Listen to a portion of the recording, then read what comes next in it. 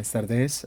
A nosotros nos ha tocado exponer el capítulo número 2 del libro Pisos Industriales de Concreto de James Farney del Instituto Mexicano del Cemento y del Concreto.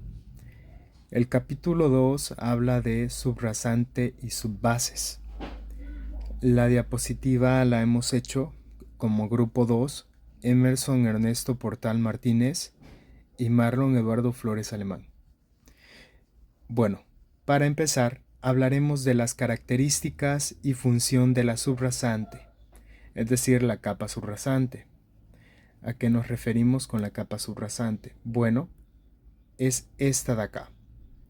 La capa subrasante es de 20 a 50 centímetros. Su finalidad es resistir las capas que el tránsito transmite al pavimento, es decir, acá. Los vehículos pasan por acá, ¿verdad? En esta carpeta asfáltica. Entonces, todas esas cargas se distribuyen de la base, subbase, hasta la subrasante, que es la que estamos verificando esta tarde. Transmiten y distribuyen las cargas al cuerpo del terraplén. El terraplén significa todo el cuerpo que está justo en esta parte. Esto sería el terraplén.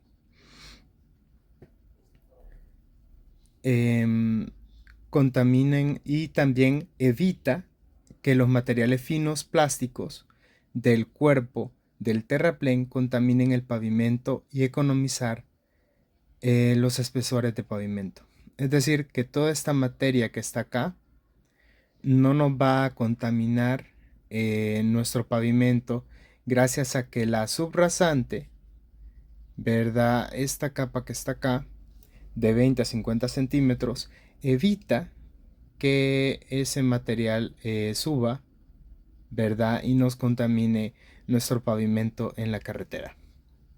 La capa superior de la capa subrasante coincide con la línea subrasante del proyecto geométrico. Es indispensable tomar en cuenta las especificaciones de la pendiente longitudinal. Esto tiene que ver con el diseño geométrico de carreteras. Acá podemos observar que está la carpeta asfáltica, base, subbase y la subrasante, ¿verdad? Aquí la podemos observar. Es indispensable pues que tomen en cuenta el diseño geométrico para poder hacer ese tipo, esas capas. La altura para las obras de drenaje también tiene que ver con las especificaciones del proyecto geométrico para que el agua capilar no afecte el pavimento. Ahora pasamos a la clasificación de los suelos. Nos daremos cuenta que es muy indispensable conocer el tipo de suelo con el que estamos trabajando antes de iniciar nuestro proyecto, ya sea de construcción o carretera, ¿verdad? La clasificación debe hacerse apropiadamente para identificar problemas potenciales de los suelos. Acá está la primera. Superficie de rodamiento. Dice el concreto de cemento Portland, es decir, de la piedra caliza, ¿verdad? De un espesor típico de 100 milímetros, es decir, 4 pulgadas, o puede ser mayor. Esa es la superficie de rodamiento, es decir, esta parte de acá, ¿verdad? Superficie de rodamiento. Aquí es donde pasa el vehículo. Número 2, material de la subbase. Es decir, esto es opcional. Pueden haber un relleno compactable y drenable. El espesor típico es de 75 a 100 milímetros al cuadrado. O sea que va de 3 a 4 pulgadas al cuadrado.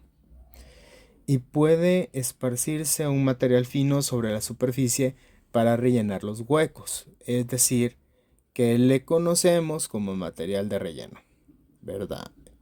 Material de relleno. Y se reduce la fricción con la losa de concreto por colocar. Entonces, lo que queremos hacer con la subbase es reducir dicha fricción con la losa de concreto. Y el número 3, la capa de apoyo, es decir, la subrasante, ¿verdad? Es decir, es esta de acá. Esto lo conocemos como suelo natural. Suelo natural. En el sitio, es decir, es común compactar la parte superior de ese suelo natural. ¿Qué es la parte superior? Pueden ser de 150 a 500 milímetros, es decir, de 6 a 20 pulgadas, previa a la colocación de las otras capas de la losa. Pasamos ahora a ver la densidad de los suelos. ¿Qué es la densidad? Bueno, la densidad es la resistencia del suelo, su capacidad de apoyo y su resistencia a la densificación y compactación. Es importante para el desempeño de los pisos sobre el terreno, ya que sabemos que el suelo natural es el que se va a compactar, como vimos en la diapositiva anterior, ¿verdad? Esa capa natural va a soportar el peso de la base, subbase, de la losa de concreto o del pavimento. Entonces es importante que tenga resistencia a la compactación, particularmente cuando el piso debe soportar cargas extremadamente pesadas. Cargas extremadamente pesadas, por ejemplo, esa carretera no solamente va a tener un tráfico vehicular de vehículos pequeños tipo sedán, sino que pueden haber camiones que pesen muchas toneladas, pesados, ¿verdad? Entonces, eso hace que la subrasante y el suelo necesite tener una mayor resistencia, una mayor capacidad de apoyo para que el proyecto resista, ¿verdad? Tenga una mayor resistencia a dicho peso. La resistencia del suelo es afectada por el tipo de suelo, el grado de compactación y el contenido de humedad. Es decir, que aquí vamos a tener tres cosas importantes. Y esto puede ser una pregunta importante que incluso nos pudiera salir en el parcial. La resistencia del suelo es afectada, 1, por el tipo de suelo, 2, por el grado de compactación y 3, por el contenido de humedad. Más adelante vamos a ver los límites de Attenberg y vamos a poder apreciar correctamente el contenido de humedad. Ahora vamos a enfocarnos también en el grado de compactación. Por ejemplo, las pruebas realizadas son en base a la ASTM D698 y D1557. Estas determinarán la densidad máxima y el correspondiente contenido óptimo de humedad del suelo. Los contenidos de humedad del suelo se expresan en porcentajes, por ejemplo, la relación de la masa de agua dividida entre la masa del suelo seco y luego multiplicada por 100. En el capítulo 2 encontrábamos esta gráfica, que esta figura 2.3 significa que son las pruebas del suelo, determinan el concreto con humedad óptima que permite la compactación máxima. Es decir, aquí vamos a determinar la compactación máxima.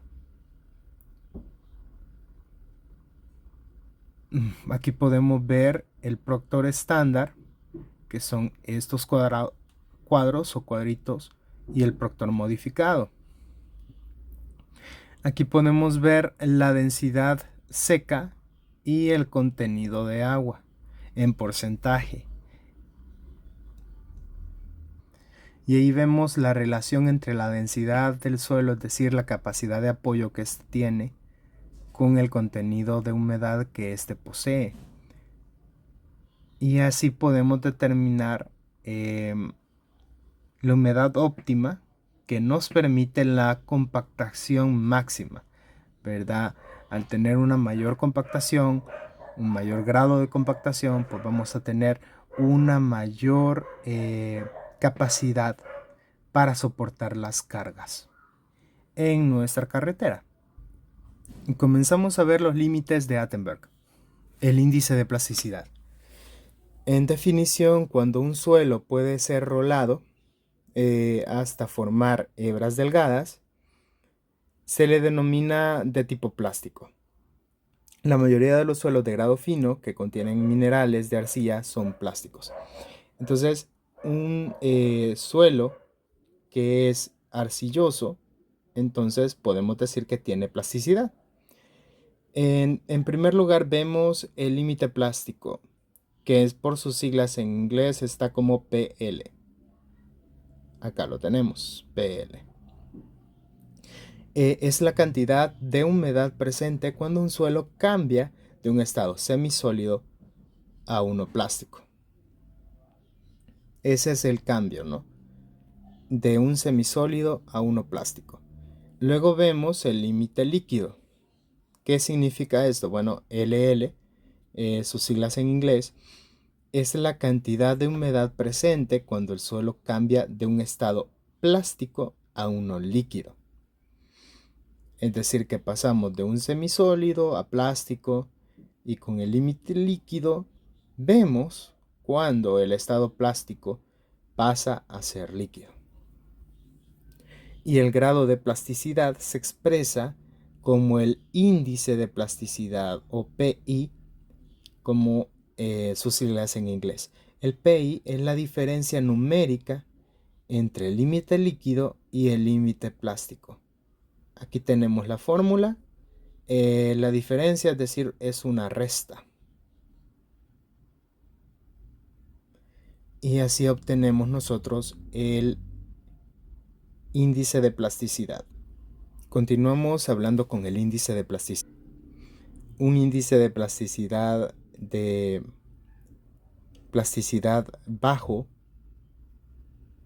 como por ejemplo del 5%, significa que un pequeño incremento en el contenido de humedad del suelo lo transforma de semisólido a una condición de líquido. Es decir, resulta muy sensible a los cambios de la humedad. Entonces, por el contrario, un índice de plasticidad alto, como por ejemplo del 20%, indica que para un suelo pase del estado semisólido al líquido, se debe agregar gran cantidad de agua, ¿verdad? Porque tiene un alto índice de plasticidad, es decir, se necesita mucha más agua para que el suelo se vuelva líquido.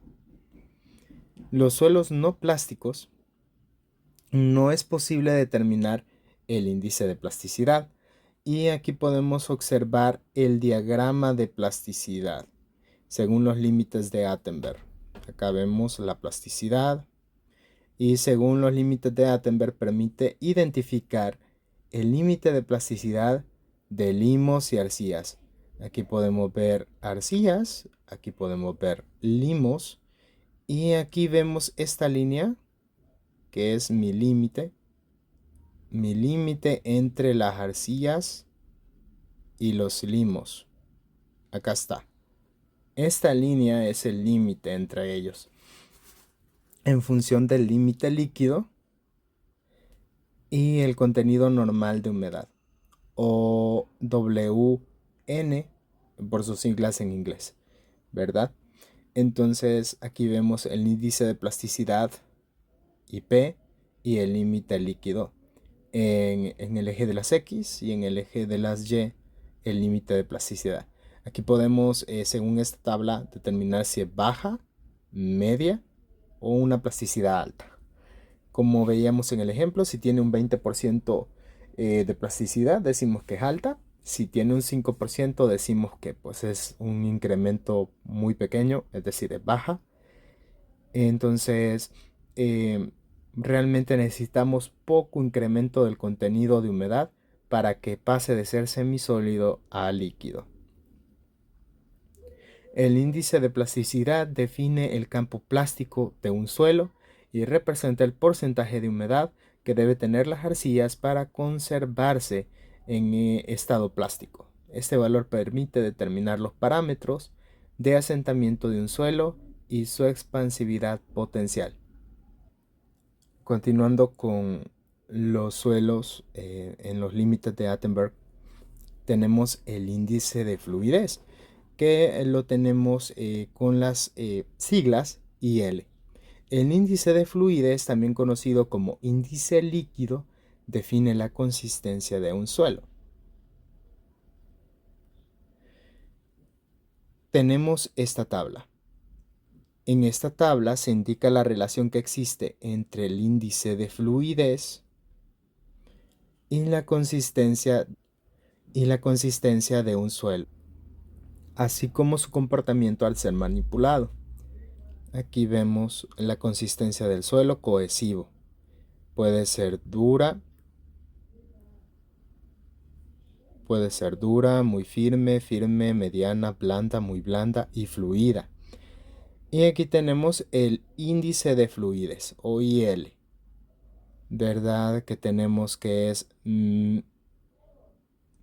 menor que 0 a 2, de 2 a 0.2 a 0.35, de 0.35 a 5, de 0.5 a 0.65, de 0.5 a 0.8, de 0.8 a 1, y si es fluida pues va a ser mayor a 1. Y aquí está el comportamiento del suelo. Si la consistencia del suelo pues se considera como dura, se puede penetrar solo con instrumentos filosos. El suelo forma terrones que ofrecen gran dificultad a ser pulverizados. Si es muy firme, se penetra con gran esfuerzo. Y si es firme, se penetra a mano con dificultad. Es decir, puede ser con un pico, ¿verdad? Una piocha, pero se penetra con dificultad. Y mediana, pues difícilmente moldeable, ¿verdad? Es poco moldeable. Y blanda, pues se moldea fácilmente a mano, como el material arcilloso, ¿verdad? Se puede moldear fácilmente con la mano. Y si es muy blanda, se escurre entre los dedos cuando se le presiona. Si es fluida, es decir, un suelo saturado, se comporta como líquido viscoso, ¿verdad? Es un líquido viscoso. Muy similar al lodo, ¿verdad? O sea, está un suelo muy saturado, es decir, es fluido. En esta tabla que estábamos viendo, la consistencia del suelo arcilloso varía desde dura hasta fluida, dependiendo del contenido de humedad. Cuando el índice líquido es muy reducido, se incrementa la consistencia y se hace difícil de penetrar del suelo por medio de instrumentos. Cuando el índice de fluidez es menor o igual a 0, significa que la cantidad de agua normal es menor o igual al límite plástico. Por el contrario, cuando el contenido de humedad aumenta mucho, el índice de fluidez es menor a 1, es decir, que las arcillas se comportan como un líquido viscoso. Este tipo de suelo no es apto para soportar fundaciones directas, pues son propensos a la licuefacción por efecto de un impacto. Por ejemplo, durante la hincha de pilotes, en explosiones, bajo la acción dinámica de maquinaria pesada o cuando ocurre un movimiento sísmico. En todos los casos, los daños son devastadores e irrecuperables, provocando el colapso de las construcciones que sobre ellos se apoyan. Es decir, no tiene una buena capacidad para cargar con los pesos de una construcción. Continuamos con el índice de reacción. Por sus siglas en inglés lo conocemos como IR. El índice de retracción 1 es el cambio de volumen, expresado en porcentaje de volumen de la muestra secada al horno, dividido por la pérdida de humedad en el límite de retracción. Esta es la pérdida de la humedad. Este es el volumen de la muestra secada al horno. Como estamos hablando de un porcentaje, ¿verdad? Por eso lo multiplicamos por 100 y se obtiene esta fórmula, ¿verdad? El índice de retracción. Esto representa el peso específico aparente de la muestra de suelo seco al alcanzar el límite de retracción. En los suelos expansivos, sin embargo, se puede producir un incremento del volumen al reducir el contenido de humedad a partir del límite de retracción por la presencia del aire en los poros. Tenemos algunos suelos problemáticos. Los suelos problemáticos se consideran problemáticos cuando son altamente expansivos. También son altamente comprensibles. No proporcionan un soporte razonablemente uniforme, ¿verdad? Esto es muy problemático al momento de hacer el diseño sobre las cargas de la edificación, de la construcción o de la carretera que va a soportar el tránsito que va a tener que soportar diariamente. Entonces, si el suelo es problemático, pues no nos va a dar un soporte uniforme y esto va a ocasionar que hayan deflexiones, se fracture, no vamos a tener un buen desempeño, ¿verdad? De nuestra carretera. Los suelos cohesivos, por ejemplo, tienen adherencia. Es decir, que sus partículas se adhieren fácilmente, tienen esa propiedad. Los suelos granulares, estos son los cohesivos, estos son los granulares, no tienen adherencia. Sus partículas son mucho más grandes y no poseen esa propiedad, no se adhieren con facilidad.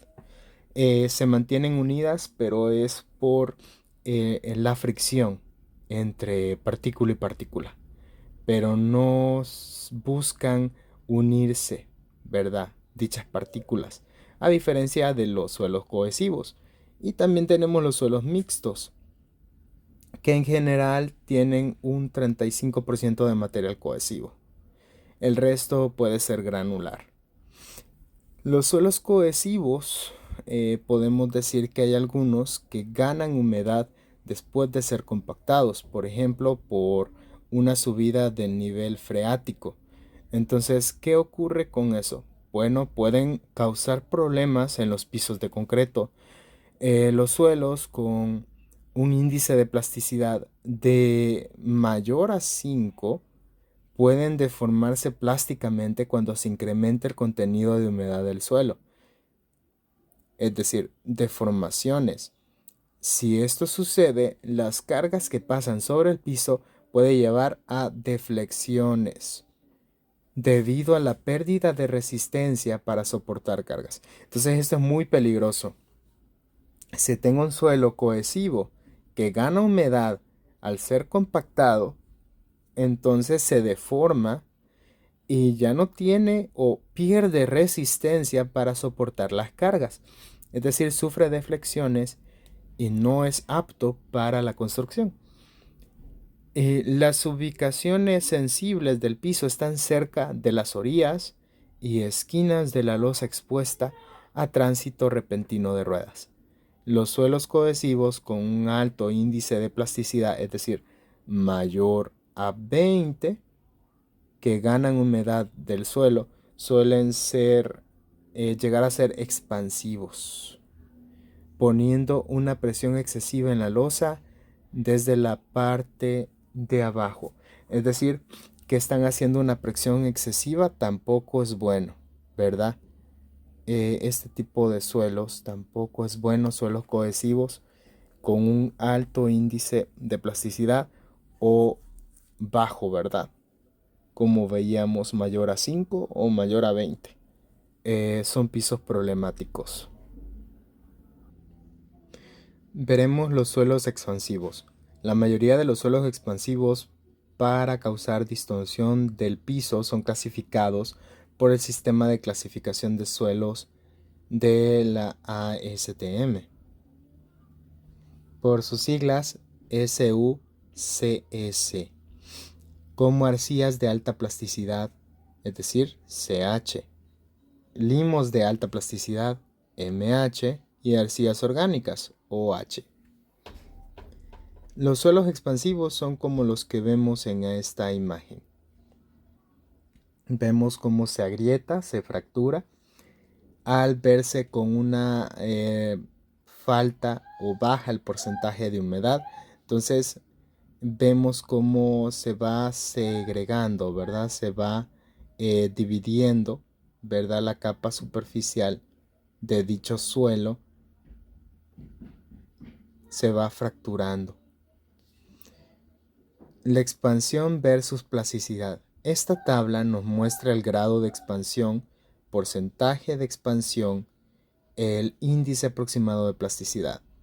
No expansivo, es decir, de 2 o menos, y el índice aproximado de plasticidad de 0 a 10. El moderadamente expansivo de 2 a 4 y el índice de plasticidad de 10 a 20.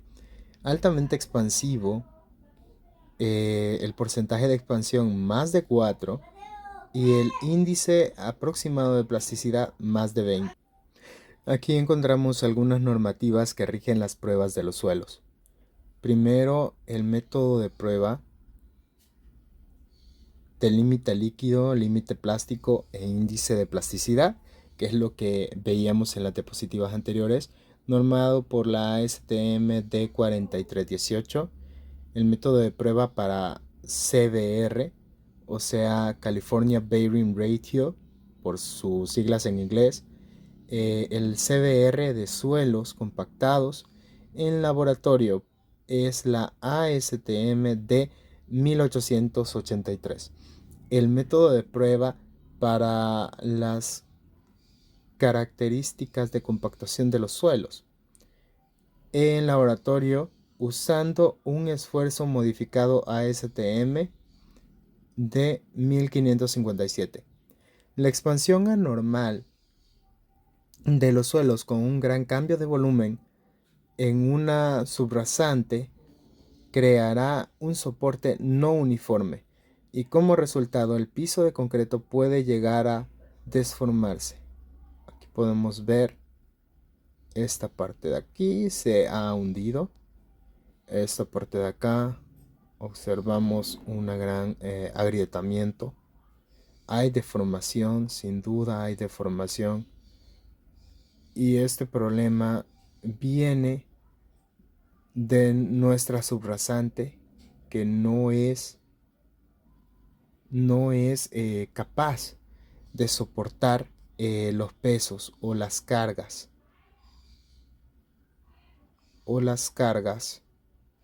del tránsito vehicular, ¿verdad? Aquí vemos puntos duros y puntos blandos en la subrasante. Cuando el pavimento suele deformarse, aquí vemos una deformidad en la imagen. Aquí está claramente esta deformidad, si lo observan. Entonces acá hay un punto y aquí hay otro punto. La losa está cargada, tenderá a formar un puente. Aquí vemos un puente, ¿verdad? Un puente sobre los puntos blandos y a apoyarse en los puntos duros. Sin embargo, un soporte uniforme no puede obtenerse meramente volcando material granular, es decir, el tipo de suelo granular, ¿verdad? De poca adherencia sobre un punto suave.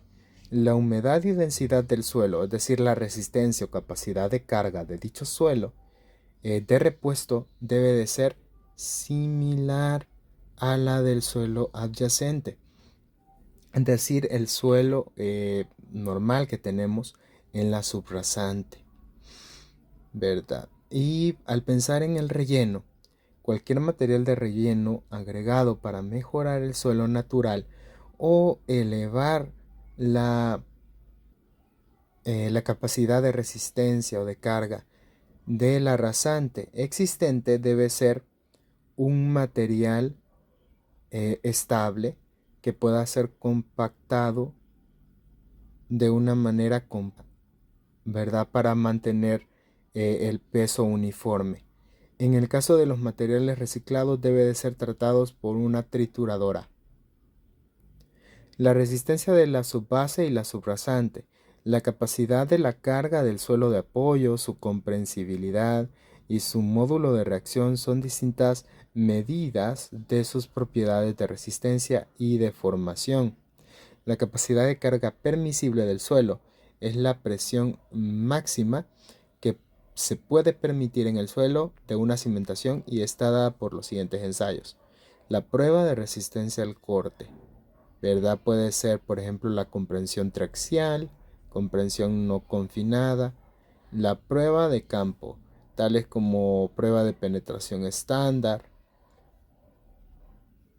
También tenemos la prueba de penetración con cono, hacer una clasificación del suelo, como habíamos aprendido anteriormente. Es muy importante clasificar el tipo de suelo que tenemos, si es arena, un limo, una arcilla, un limo arenoso, y también las relaciones de humedad, el peso volumétrico, ensayos de humedad para briquetas de suelo de cemento. Y la resistencia del suelo está dada por la carga por área unitaria producida por carga. La comprensibilidad de suelos cohesivos por su asentamiento y el módulo de reacción del suelo. Al final vemos las subbases, que es la capa inferior granular colocada en la parte superior de la subrasante, preparada. No es obligatorio para pisos sobre terrenos. La subbase funciona como una plataforma de trabajo estable para equipos pesados. Es decir, es una plataforma de trabajo estable y resiste una gran cantidad de peso. Podemos observar, ¿verdad?, cómo están acá reciclando material con una recicladora. Es muy necesario estimar el módulo de los suelos de apoyo. Es decir, se tienen diferentes resistencias de apoyo según el tipo de suelo. He acá lo importante de determinar el tipo de suelo con el que vamos a trabajar. Puede ser arena limosa, limo arenoso, arcillas de alta o de baja plasticidad o suelos granulares, estableciendo sus valores por el ensayo del CBR y el valor K del diseño. Las subbases especiales. Bueno, estas se usan por varias razones. Consta de una o varios materiales, incluyendo piedra triturada, concreto reciclado, asfalto o concreto pobre.